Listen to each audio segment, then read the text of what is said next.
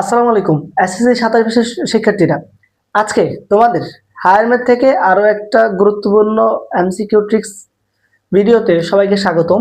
তো আজকে যে প্রশ্নটা দেখাবো আমি তোমাকে 100% অ্যানসার দিয়ে বলতেছি, এই একটা প্রশ্ন তোমার এমন কোনো বোর্ড নাই যে বোর্ডে এই টাইপ থেকে আসবে না।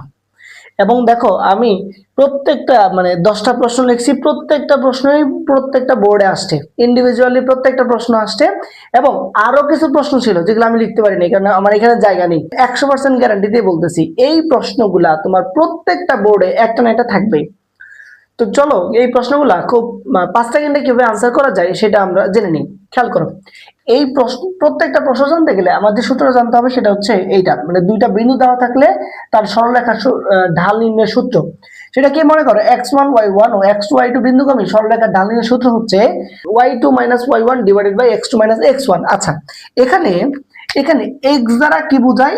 x দ্বারা হচ্ছে বুঝ, x দ্বারা বোঝায় হচ্ছে বুঝ, আর y দ্বারা বোঝায় হচ্ছে কুটি। কি বললাম? x দ্বারা বোঝায় বুঝ, y দ্বারা বোঝায় কি? কুটি।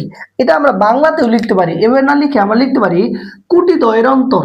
দেখো, কুটি দ্বয়ের অন্তর ডিভাইডেড বাই বুঝ দ্বয়ের অন্তর।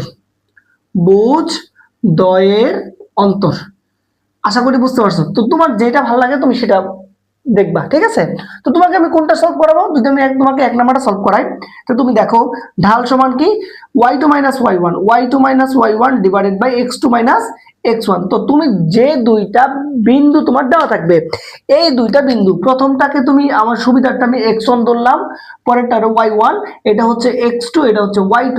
সূত্র কি? y2 - y1। এখানে y2 কত স্যার? y2 হচ্ছে -8 মাইনাস y1 কত? y1 হচ্ছে 2। আবার x2 হচ্ছে -5 মাইনাস y1 কত? y1 হচ্ছে 7। আশা করি বুঝতে পারছো, বুঝতে পারছো? আচ্ছা, তাহলে মাইনাসের 2 এ মাইনাসের 8 কত? মাইনাসের 10, মাইনাসের 7 আর মাইনাসের তোমার 7 কত? মাইনাসের 12। তাহলে মাইনাস মাইনাস বাদ 10/2। এটাই তোমার অ্যান্সার। বুঝতে পারছো? বুঝতে পারছো এই টপিকটা?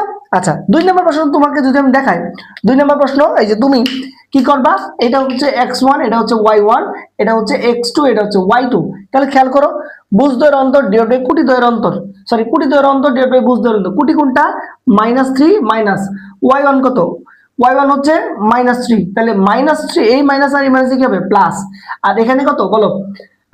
x2 - y1, তাহলে 7 - 2, তার মানে উপরে হচ্ছে 0 বাই হচ্ছে কত 5, দ্যাট মিনস হচ্ছে 0। বুঝতে পারছো? এটা 2 নাম্বার।